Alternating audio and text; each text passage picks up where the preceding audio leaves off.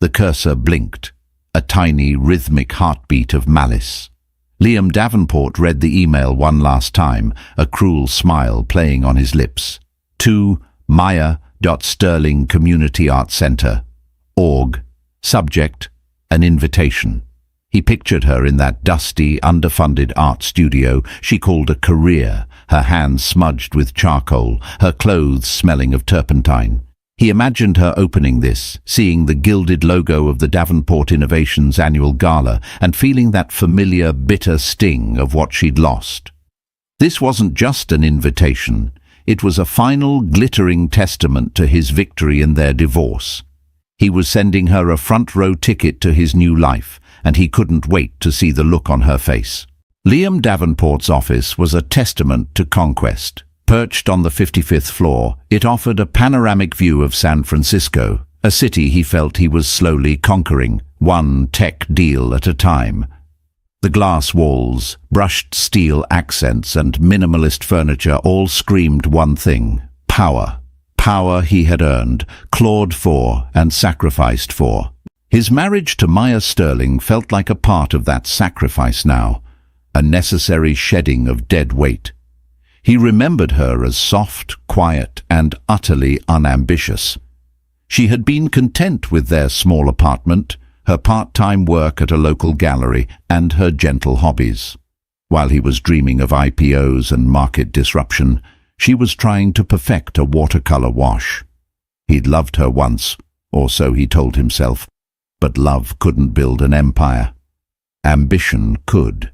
"Sir, Ms. Thorne is on line 2, his assistant Kendra chirped through the intercom. Liam slicked back a stray strand of his dark hair and tapped the speaker button. "Bianca, darling." "Liam, did you send it?" Bianca Thorne's voice was smooth and sharp, like a shard of expensive crystal.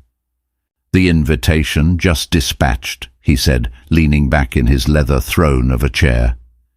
He swiveled to face the window, the city lights beginning to sparkle like a carpet of diamonds below. Subject line, an invitation. Simple, elegant, almost benevolent. Bianca laughed, a sound that was more performative than joyful. "Benevolent. You're a monster, Liam. I love it.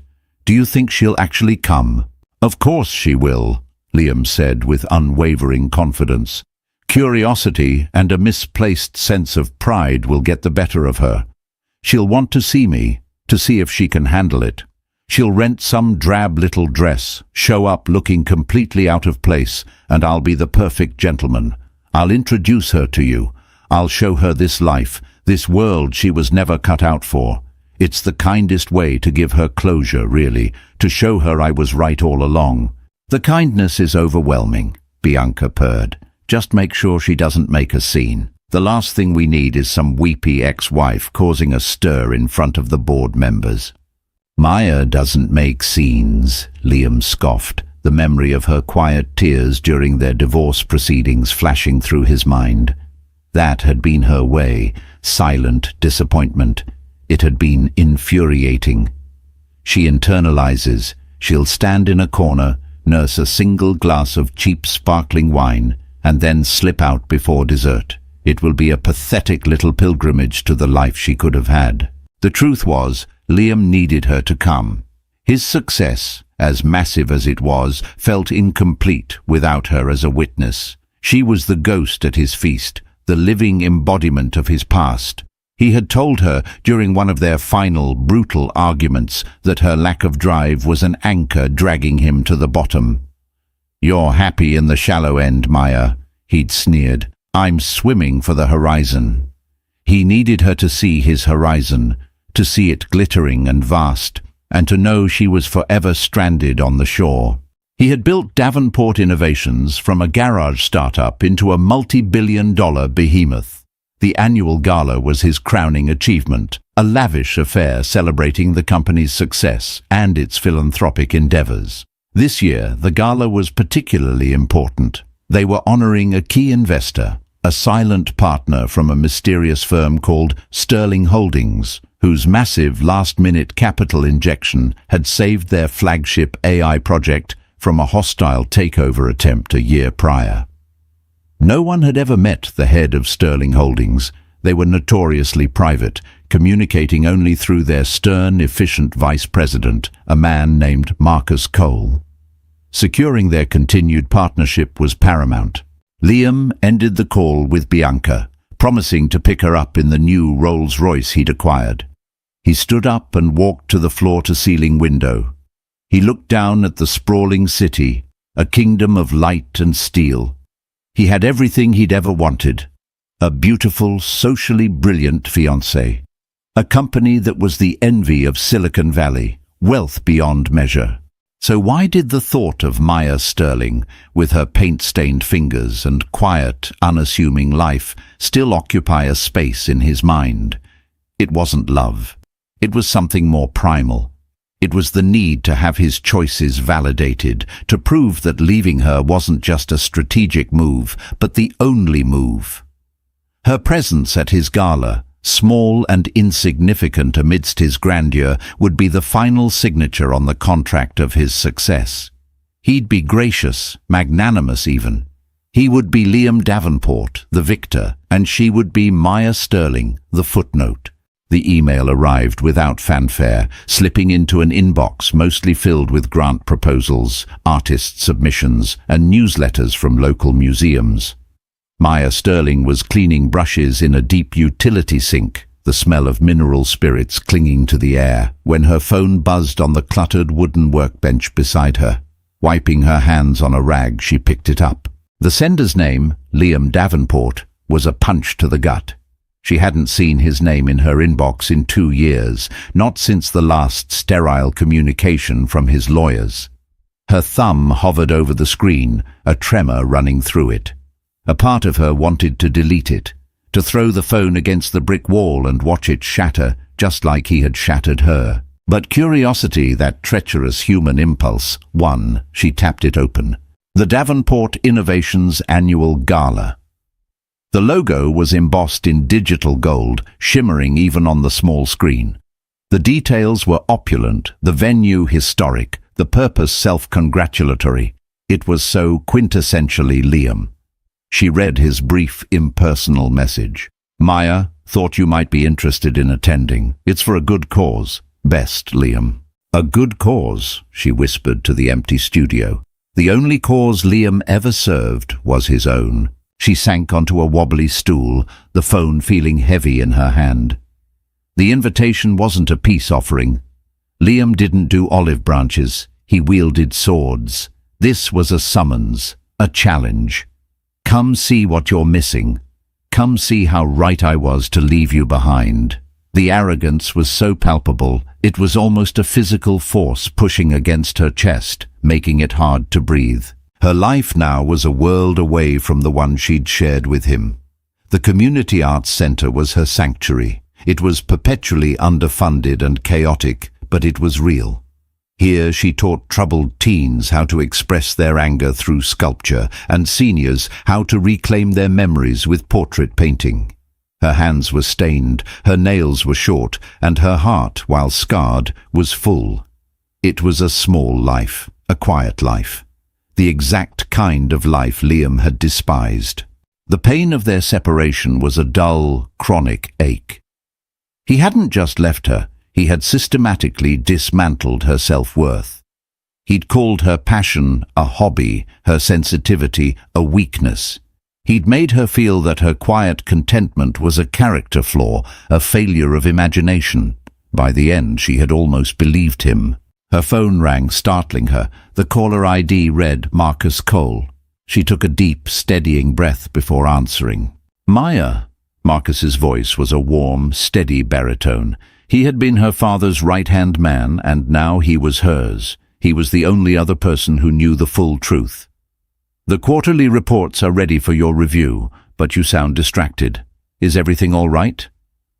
I just got an invitation, Maya said, her voice tight, from Liam to his company's gala. There was a long pause on the other end of the line. Marcus was a man of few words, but his silences were deeply expressive. This one was filled with protective anger. What does that man want now? To gloat, I assume, she said, forcing a light, dismissive tone she didn't feel.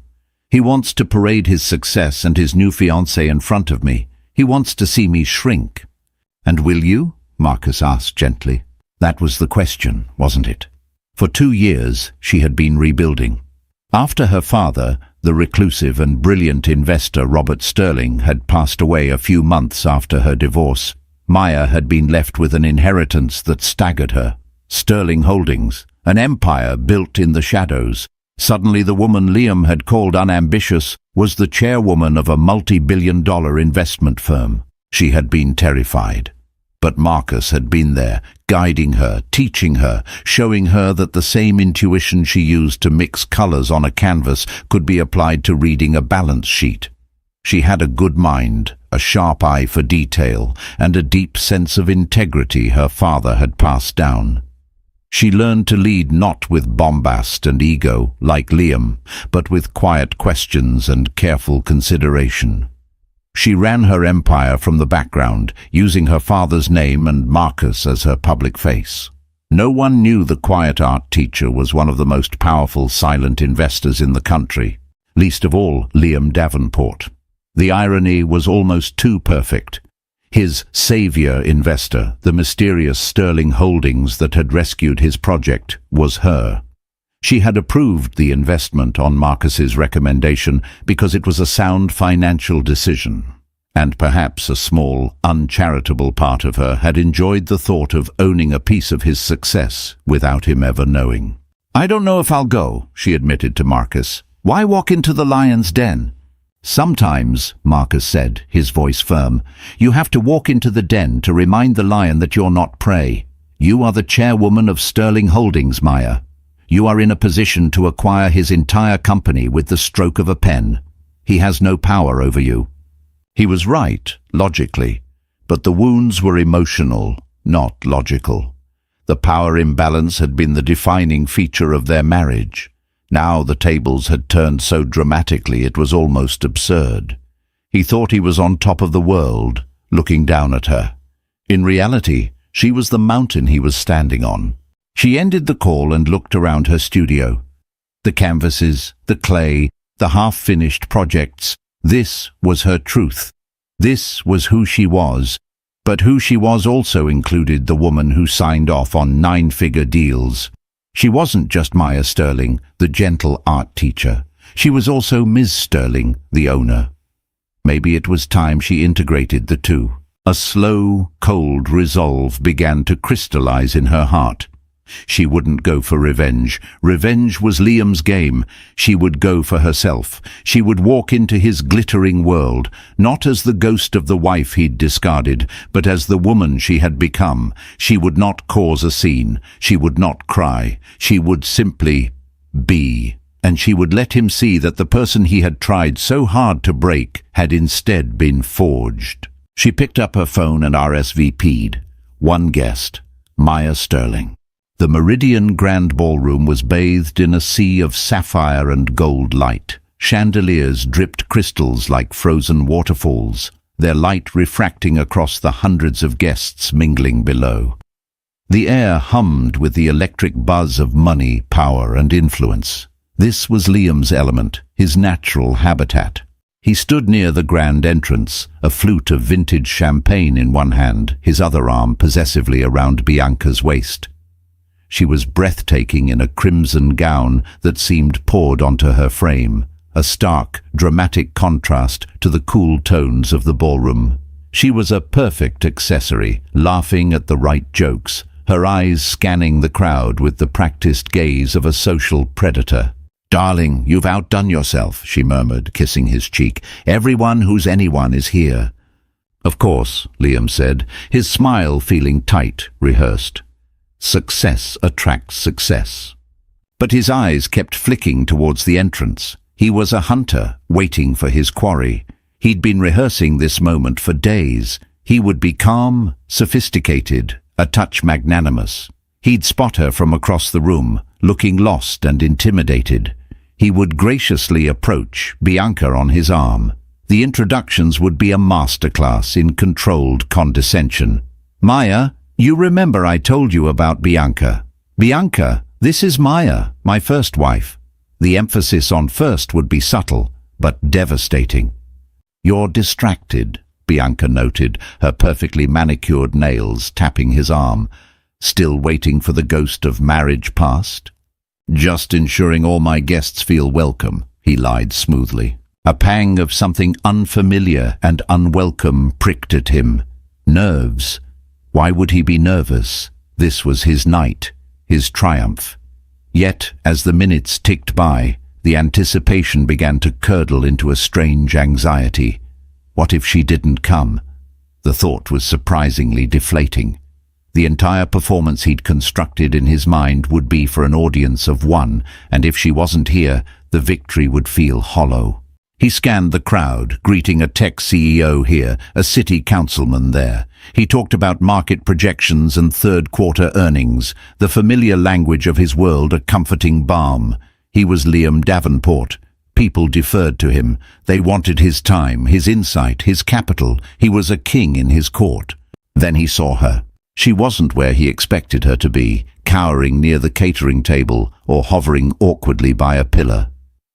She was standing near the French doors that led to the terrace, engaged in a quiet but animated conversation with Marcus Cole. Liam's mind stuttered for a second.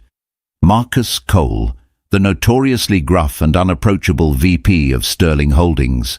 What was he doing talking to Maya? They must have just met. Cole was probably being polite to a lone woman before moving on to more important people. But it was Maya's appearance that truly threw him. He had expected less. The woman he remembered would have worn something safe, something beige or grey.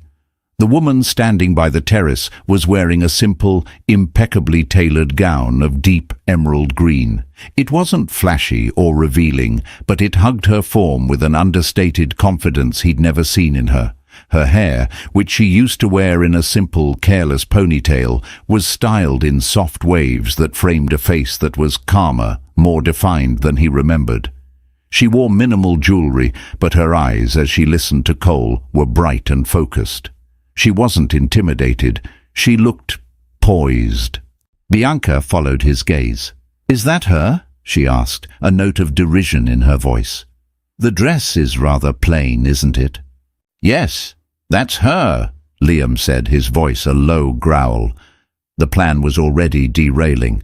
She wasn't supposed to look like this. She wasn't supposed to be comfortably chatting with one of the most important men in the room. He felt a surge of possessive anger. He needed to reassert control of the narrative. He excused himself and Bianca from their conversation and began to move through the crowd, his path a direct line to Maya. It was time for the show to begin. As he approached, he saw Marcus Cole nod respectfully to Maya and then discreetly step away, melting back into the crowd. Strange. Cole wasn't known for his social graces. Maya turned as if sensing his approach. Her gaze met his across the last few feet separating them. There was no fear in her eyes, no awe. Just a calm, unreadable neutrality that was more unsettling than any emotional outburst would have been. "Liam," she said, her voice even and cool. It was the same voice, but the timid undertones he remembered were gone. "Maya, I'm so glad you could make it," he said, forcing his practiced smile. He slid his arm around Bianca, pulling her forward. "I'd like you to meet my fiancée, Bianca Thorne. Bianca, this is Maya Sterling." Bianca extended a hand, her diamond engagement ring catching the light like a weapon. "It's so lovely to finally meet you," she said, her tone dripping with insincere sweetness. "Liam has told me so little about you." The insult was perfectly delivered. Maya simply took her hand, her grip firm and brief. "It's a pleasure to meet you too, Bianca. The ring is beautiful." Her compliment was delivered with such genuine placidity that it completely disarmed the intended slight. She wasn't playing the game. Liam felt his frustration mounting. This wasn't going as planned. He needed to land a blow. "It's quite a step up from the community center, isn't it?" he said, gesturing vaguely at the opulent ballroom. "I hope you're not too overwhelmed." There it was, the jab, the reminder of her small life and his grand one. He watched her face, waiting for the flicker of hurt, the shadow of inadequacy. Maya looked around the room. a small, almost imperceptible smile touching her lips. Then she looked back at him, her eyes holding his. "No, not at all," she said, her voice as calm as a deep lake. "It's a lovely event, Liam. You've done very well for yourself." It was a simple statement, but it felt like a judgment. She wasn't looking at him as an ex-wife full of regret. She was looking at him like an observer, detached and unimpressed. The power dynamic he had so carefully constructed was crumbling before he even had a chance to enjoy it. He felt a desperate, clawing need to put her back in her place, the place he had assigned her in the story of his life. But he was starting to fear she had already rewritten the entire book. Maya had walked through the grand doors of the Meridian Ballroom, feeling not like a lamb entering a lion's den, but like a queen returning to a court she had long ago abdicated. The opulence didn't intimidate her. It felt familiar. Sterling Holdings owned the building. It was a small detail she had discovered during a portfolio review with Marcus, a fact that had given her a quiet, secret smile. Liam was hosting his victory party in her house. From the moment she stepped inside, she felt the shift. She had spent years of her life trying to make herself smaller, to fit into Liam's world, to not take up too much space, to not have needs that might inconvenience his ambition. Tonight, she simply occupied her space. She wore the emerald gown, not for him, but for herself. Green was the color of new growth. She had spotted Marcus near the terrace exactly as they had planned. His presence was a quiet anchor in the swirling sea of faces.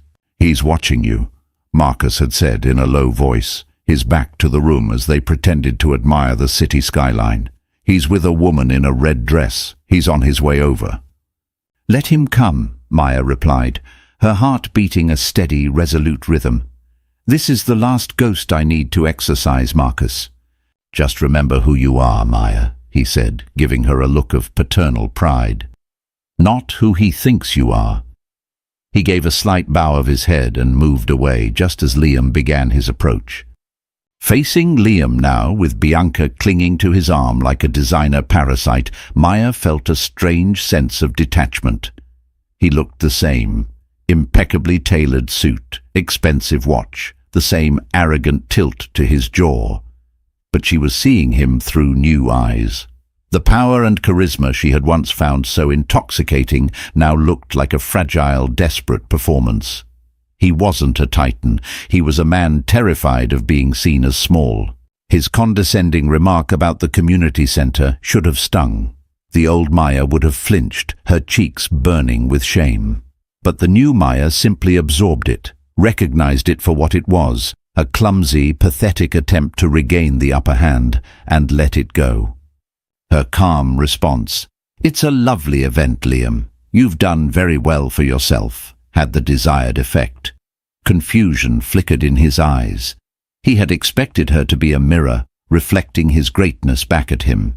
Instead, she was a window, looking right through him. Bianca, sensing Liam's faltering control, stepped in. "Maya, what is it you do exactly?" Liam mentioned something about art. It sounds so charmingly quaint. Maya met the other woman's gaze. There was a hard, competitive gleam in Bianca's eyes. She was a woman who knew her value was tied to the man on her arm, and she saw Maya as a potential threat to her investment. "I run a non-profit arts center downtown," Maya said simply. "We provide arts education and therapy for underserved communities. It's very rewarding." She offered no further details, no defensiveness. She stated it as a fact, as concrete and valuable as any of Liam's business ventures. Liam let out a short, dismissive laugh. "See? Always saving the world, my Maya. I, on the other hand, am content with just owning it." The possessive pronoun, my Maya, hung in the air between them, a relic of a past he was trying to weaponize. Before she could respond, the lights in the ballroom dimmed slightly, and a pleasant chime echoed through the sound system. A man was stepping up to the podium on the main stage. "Ladies and gentlemen, if I could have your attention, please," the MC announced. Liam straightened his tie, a smirk returning to his face. Showtime, he whispered to Bianca. He gave Maya a final, dismissive glance. Enjoy the party, Maya. Try the canapes. They're certainly better than what you're used to. With that, he steered Bianca towards the front of the room, leaving Maya standing alone. But she wasn't alone. From across the room, she caught Marcus's eye. He gave her a subtle, encouraging nod. It was time. The MC began his speech, lavishing praise on Liam and Davenport innovations. He spoke of innovation, of vision, of market leadership. Maya listened, feeling no bitterness, only a profound sense of pity for the man who needed this much external validation to feel whole. Then the MC shifted his tone.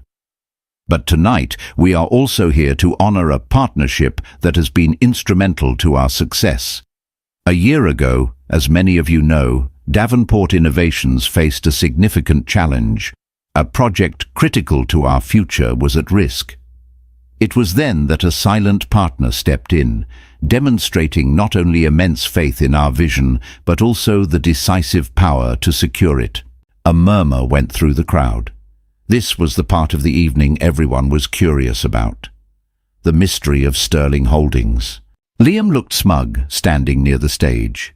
This was his story of salvation, another chapter in the legend of Liam Davenport, the man who could attract the support of even the most elusive players. This partner has, until now, remained completely behind the scenes, the MC continued, his voice building with dramatic flair.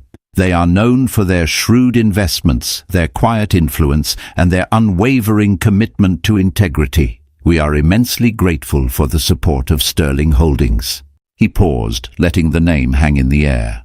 Liam clapped politely, a gracious king acknowledging his benefactors. Tonight, the MC boomed. For the first time, the leader of Sterling Holdings has agreed to step out of the shadows to accept our deepest gratitude. Ladies and gentlemen, it is my profound honor to introduce to you the visionary chairwoman of Sterling Holdings, Ms. Maya Sterling. For a moment, there was silence. The name registered, but the context was impossible. It was a glitch in the matrix, a software bug in the grand program of the evening. Liam's polite applause faltered, his hands freezing mid-clap. His smile froze, then cracked, like porcelain dropped on a marble floor. Maya Sterling. He turned his head, a slow, creaking motion, as if his neck were made of rust. He searched the spot where he had left her, expecting, what? To see her looking as confused as he was, to see her laughing at some bizarre, cruel joke. But she was no longer there. Instead, she was walking towards the stage. A spotlight found her, bathing her emerald dress in a celestial glow. Every eye in the room was on her. She moved with a quiet, unhurried grace that was utterly captivating. The woman he had mocked for being overwhelmed by the room now owned it completely. The murmurs in the crowd grew into a wave of shocked whispers. People were turning, pointing, their minds racing to connect the dots between the mousy ex-wife he'd occasionally mentioned and the powerful, enigmatic figure on the stage. Liam's world tilted on its axis. The floor seemed to drop out from under him, leaving him in a dizzying free-fall. His brain frantically tried to process the information, but it was like trying to fit a square peg into a round hole. Sterling Holdings, his savior, the silent, powerful investor. Her father's name was Sterling, Robert Sterling, the reclusive, eccentric investor who had died a couple of years ago. He had left everything to his daughter. The pieces didn't just click into place, they slammed together with the force of a tectonic collision, shattering his reality. He saw Marcus Cole standing near the side of the stage, his expression unreadable but for a hint of grim satisfaction in his eyes. Cole wasn't talking to her before. He was conferring with his boss. "Liam, what's happening?" Bianca's voice was a sharp, panicked hiss in his ear. Her grip on his arm was suddenly painful. "Is this a joke?" Liam couldn't answer. His throat was constricted, his breath caught in his lungs. He could only watch as Maya ascended the small set of stairs to the stage and shook the MC's hand. She stepped to the podium, adjusting the microphone with a calm familiarity that suggested this was not her first time addressing a crowd. When she spoke, her voice was clear and steady, amplified throughout the silent ballroom. There was no trace of the hesitant woman he had known. "Thank you," she began, her eyes sweeping across the audience. They did not land on him. It was as if he wasn't even there. Davenport Innovations is a company with a remarkable vision, and Sterling Holdings is proud to be a part of its journey. My father, Robert Sterling, taught me that the best investments are not in technologies or markets, but in people. We saw in this company a drive for innovation that we believed was worth protecting. Her words were professional, gracious, and utterly impersonal, and every single one was a nail being hammered into his coffin. She was praising his company, the company she now partially owned, the company she had saved. He hadn't attracted her investment. He had been the beneficiary of her calculated business decision. The power dynamic he had cherished, the one that defined his entire sense of self, had been a lie. He wasn't the king. He was a court jester, and he hadn't even known he was wearing the bells. He felt hundreds of pairs of eyes on him. He could feel their pity, their morbid curiosity. He was the punchline, the great Liam Davenport, humiliated on his own stage by the quiet, unassuming wife he had thrown away. Bianca had taken a half step away from him, her face a mask of horror and social ruin. She wasn't looking at a powerful fiancé anymore. She was looking at a fool. Maya kept her speech short and elegant. She spoke of the future, of shared goals, of philanthropic commitments. She never once stumbled. She never once glanced in his direction. Her complete and total indifference was more devastating than any screaming match or tearful accusation could ever have been. He had invited her here to be a footnote in his story, and she had just revealed that he was a minor character in hers. As she finished her remarks to a crescendo of thunderous applause, she finally let her eyes drift over the crowd and find his. There was no malice in her gaze, no triumph. There was only a quiet, sad finality. It was a look that said, "It's over." Not their marriage. That had been over for years, but his hold on her. The ghost he had tried to summon had exorcised him instead. The applause washed over him, a sound that felt like roaring laughter. He had wanted to humiliate her, to show her how small her world was. Instead, standing in his gilded ballroom, surrounded by the trappings of his success, Liam Davenport had never felt so small in his entire life. The regret was a physical thing, a cold, heavy stone lodging itself in the center of his chest, and he knew, with sickening certainty, that it was a weight he would carry for the rest of his days. As the applause subsided, Maya felt a profound sense of quiet. The storm had passed. For years she had carried the weight of Liam's judgment, the quiet shame of feeling like she wasn't enough. On that stage, under the glare of the spotlight, she hadn't been playing a role. She had simply been herself, all of herself. And in doing so, the weight had vanished. She descended the stairs, and the atmosphere in the room had changed entirely. The sea of people parted for her. Faces that had been indifferent before were now alight with curiosity, respect, and avarice. A tech billionaire who had barely given her a nod earlier was now rushing to her side, hand extended. "Ms. Sterling, a remarkable speech. I had no idea. I knew your father's reputation, of course. A legend. We must talk." "Ms. Sterling, Catherine Pierce from the Financial Chronicle. Could we get a moment of your time?" "An absolute honor, Ms. Sterling." She was no longer Maya, the ex-wife. She was Ms. Sterling, the power player. Marcus appeared at her elbow, a silent, formidable bodyguard, expertly managing the sudden influx of attention. He would murmur, "Ms. Sterling has another engagement shortly," or, "Perhaps you can schedule a call with my office," steering her through the throng. Her eyes scanned the room for Liam. She saw him standing frozen near the stage, a statue of a man. Bianca was no longer on his arm. She was several feet away, talking animatedly with a rival CEO, her expression a careful calculation of damage control. She was already distancing herself, jumping from the sinking ship. A part of Maya, a small, wounded part, had wanted this moment to be a victory. She had wanted to feel triumphant, to savor his shock and humiliation. But looking at his ashen face, the utter desolation in his eyes, she felt no joy. She only felt a deep, hollowing sadness. This wasn't a victory. It was a tragedy. A story of a man so blinded by his own ambition that he had discarded the one thing of value he might have actually had, not because of what she was now, but because of the person she had always been, loyal, supportive, and kind. He had mistaken quietness for weakness, and in doing so, had revealed his own. She had no desire to speak to him, to twist the knife. The unveiling wasn't for him, not really. It was for her. It was the final, definitive act of reclaiming her own narrative. "Marcus, I'd like to leave," she said quietly. "Of course," he replied. "The car is waiting at the south entrance."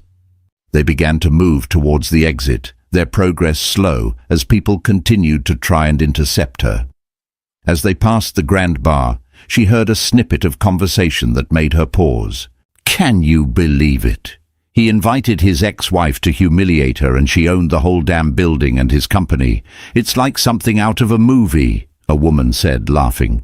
The gossip was already spreading, cementing into the legend of the night. Liam's public downfall. Maya felt a pang of something that was almost guilt, but she pushed it away. He had built this stage himself. He had written the play and cast the actors. He could not be angry at her for simply delivering her lines. As they reached the lobby, a voice called out her name. "Maya!" She turned. It was Liam. He had followed her, his face pale and drawn. The confident arrogance was gone, replaced by a raw, desperate vulnerability she had never seen in him, not even at his lowest moments. He stopped a few feet away, seemingly unsure of what to do or say. The lobby was quieter here, but people were still watching. He started, his voice hoarse. "I had no idea." "I know," she said softly. There was nothing else to say. "Why?" he asked, his voice cracking. "Why didn't you ever tell me? About your father? About any of it?" Maya looked at him, and for the first time she allowed herself to be truly honest, not with anger, but with a simple, profound truth. "Because you never asked," she said. "You were so busy telling me who I was, what I lacked, that you never once stopped to see who I actually might be. You didn't want a partner, Liam. You wanted an audience, and I wasn't a very good one." His face crumpled. The truth of her words hit him with visible force. He had talked and talked for years about his dreams, his plans, his successes. He had never once asked about hers. He assumed she didn't have any. "Maya, I'm sorry," he whispered, the words sounding foreign and clumsy on his tongue. It was the apology she had craved for years. But hearing it now, it felt like a coin dropped into a well that had long since run dry. It made a small, hollow sound and disappeared. "I know you are, Liam," she said, and her voice was gentle, full of a pity that was somehow more devastating than scorn. "Goodbye." She turned and walked away, Marcus holding the large glass door open for her. She didn't look back. Stepping out into the cool San Francisco night, she took a deep breath of the fresh, clean air.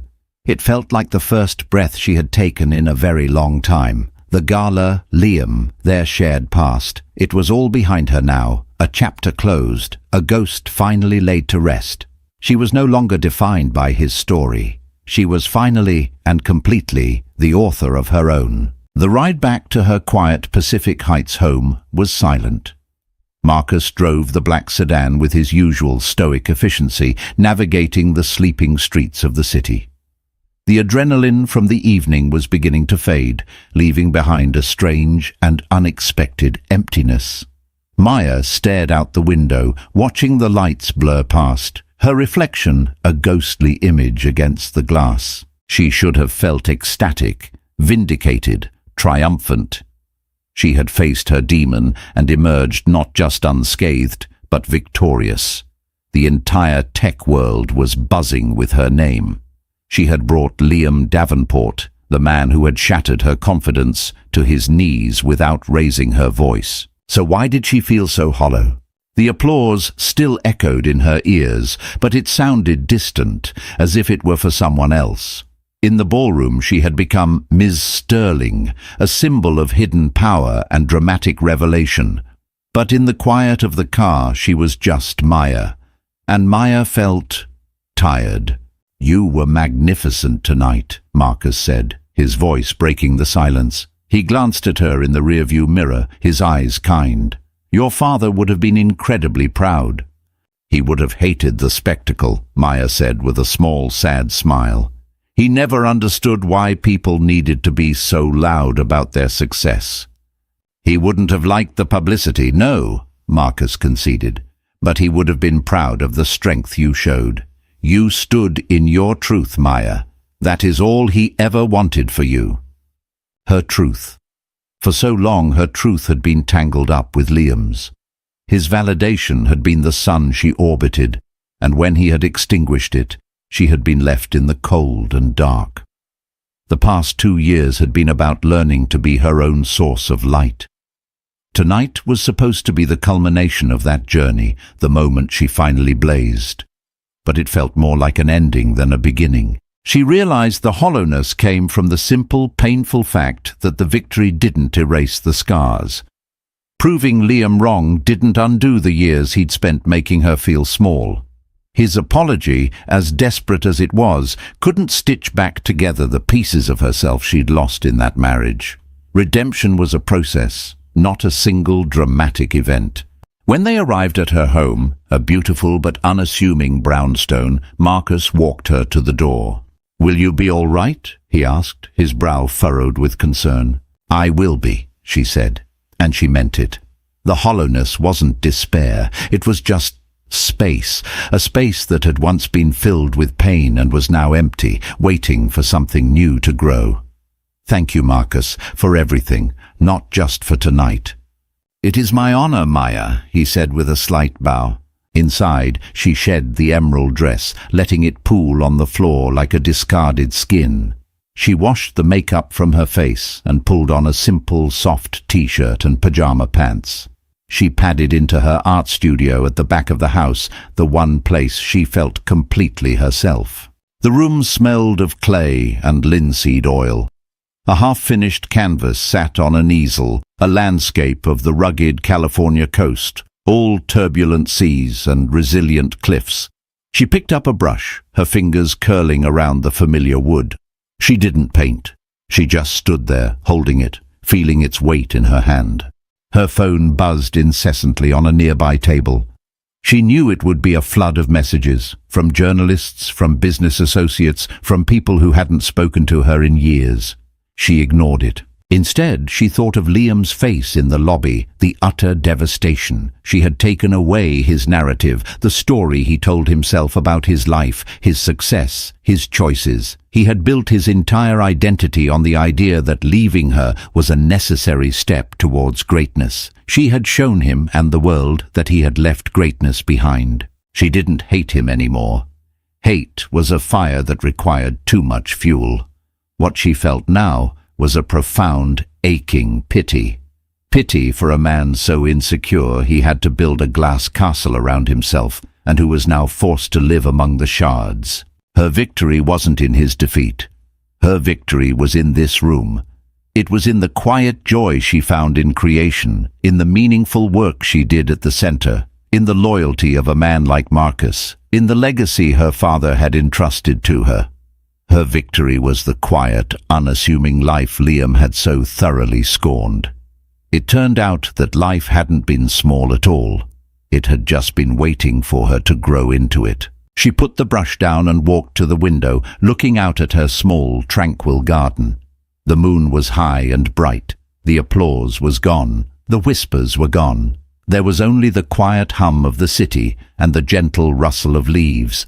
And for the first time, the silence didn't feel lonely. It felt like peace. The drive home for Liam was a blur of streetlights and shame. Bianca had made a flimsy excuse about getting a ride with friends and had all but fled from him, her final look a mixture of contempt and pity. He didn't blame her. He was a social leper, a cautionary tale that would be whispered over cocktails and board meetings for months to come. He stalked into his cavernous, sterile penthouse, the silence of it pressing in on him. He ripped off his bow tie, his hands shaking with a rage that had no target but himself. He went to the bar and poured a tumbler of whiskey, drinking it down in one searing gulp.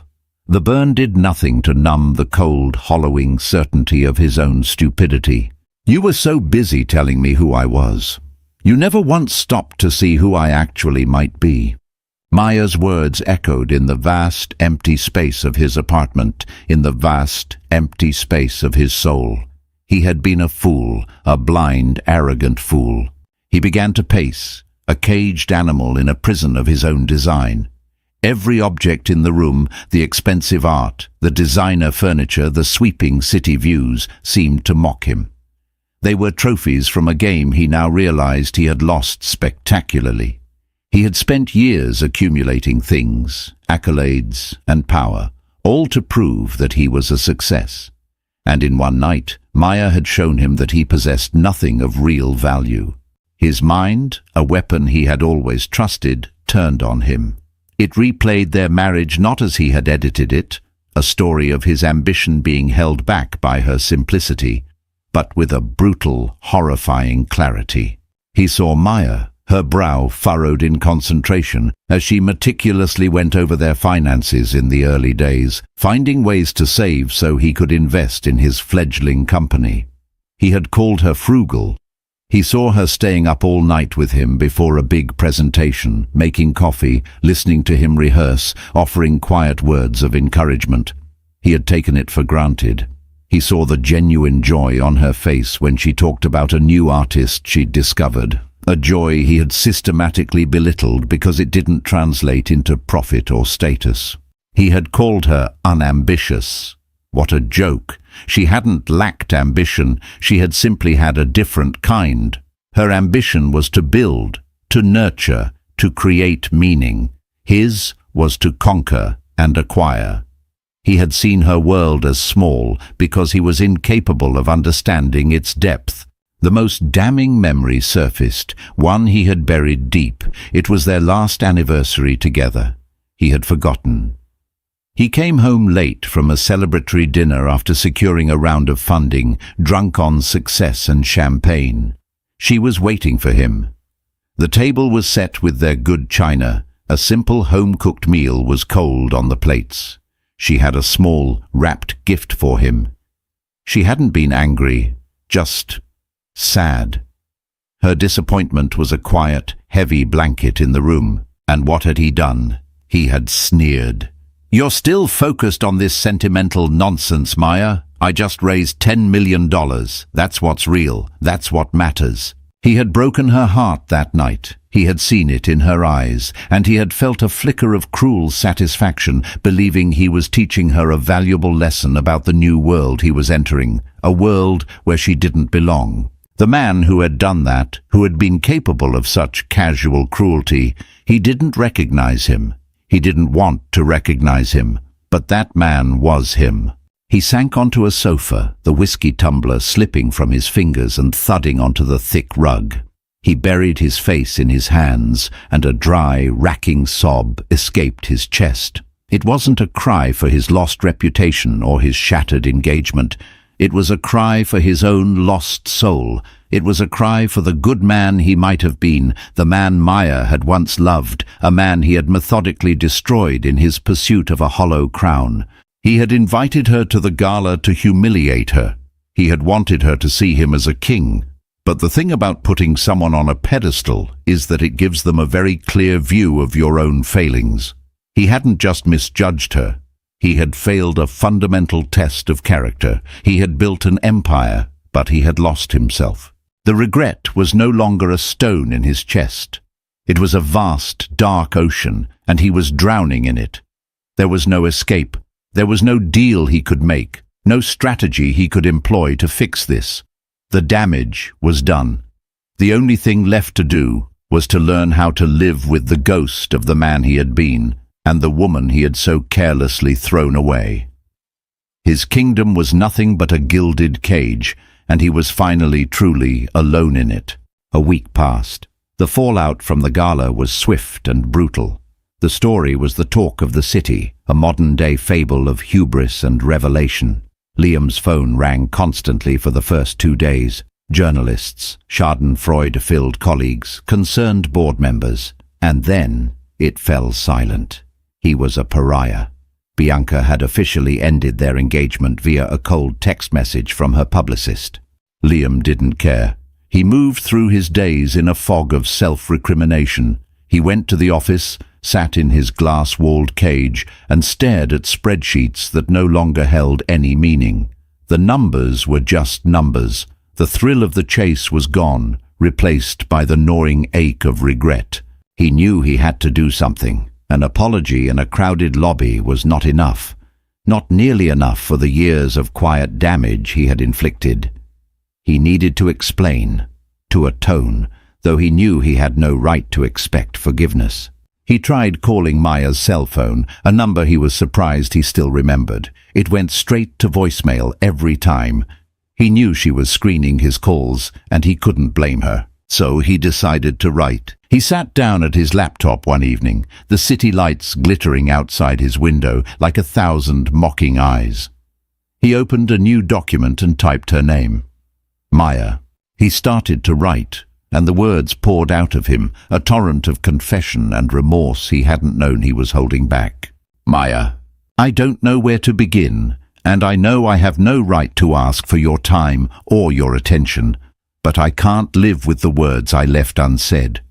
The apology I gave you at the gala was pathetic and selfish. Another attempt to make myself feel better. The truth is, I don't deserve to feel better. The past week has been a relentless education in my own failings. I've been replaying our marriage, our life together, and I am horrified by the man I was.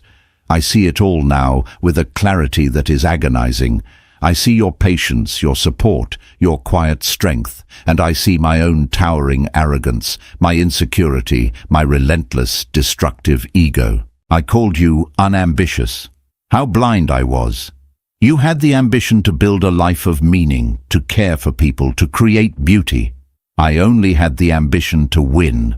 I see now that my entire definition of success was a cheap, hollow imitation of the real thing. I was so terrified of being seen as ordinary that I became a monster who took your love, your kindness and your light and tried to snuff it out because it didn't reflect my own image back at me. The night of the gala, I didn't invite you there to give you closure. I invited you there to hurt you. I wanted to stand on the mountain of my success and look down on you, to prove to myself that my choice to leave was the right one. It was the single most despicable act of my life, and the universe, in its perfect brutal irony, showed me that I wasn't standing on a mountain at all. I was standing in a valley, and I had been too blind to see the majestic peak that was you right in front of me the whole time. Learning about Sterling Holdings, about what you've built on your own terms, in your own way. I feel a strange sense of pride in you, which I know is absurd and something I haven't earned. But mostly, I feel a profound and bottomless shame for the man who was given the gift of being your husband and was too stupid to recognize its value. I'm not writing this to ask you to come back. I'm not writing to ask for your forgiveness because I don't believe I've earned it.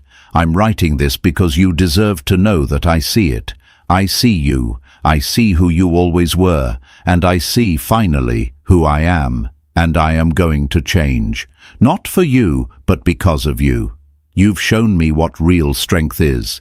And I am going to spend the rest of my life trying to build a fraction of it in myself. I am so sorry, Maya, for everything. He finished typing, his chest aching, tears blurring the screen. It was the most honest thing he had ever written. He read it over, his finger hovering over the send button. This raw, pathetic confession. What would it accomplish? It would only be another intrusion into her peaceful new life, another demand for her emotional energy. She had already given him his answer in the lobby. Goodbye. It was a clean break. A gift. Dumping this letter on her would be a selfish act, a final attempt to make his pain her problem. Redemption, he realized, wasn't about grand gestures or beautifully written apologies. It was about quiet, consistent and difficult work. It was about actions, not words. With a deep, shuddering breath, Liam Davenport selected all the text in the document. He thought of Maya in her art studio, her hands covered in clay, creating something real and meaningful. He thought of the man he wanted to become, a man worthy of his own respect. And he hit the delete key. The screen went blank. The letter would remain unsent. His atonement would not be in telling her he would change. It would be in the changing itself. The road ahead was long and uncertain, but for the first time, he was looking at the right horizon. The story of Liam and Maya isn't just about a dramatic gala reveal. It's a powerful reminder that our perception of others is often a reflection of ourselves. Liam's arrogance blinded him to Maya's true worth, leading to a public humiliation that forced him to confront the emptiness of his own success. Maya's journey from a quiet, undervalued wife to a confident powerhouse shows us that true strength isn't about being the loudest person in the room, but about knowing your own value, even when no one else does. Their story explores the complex themes of regret, redemption, and the quiet power of self-worth. If this story of betrayal and empowerment resonated with you, please hit the like button, share it with someone who loves a story of poetic justice, and subscribe for more emotional and dramatic tales. Thank you for watching.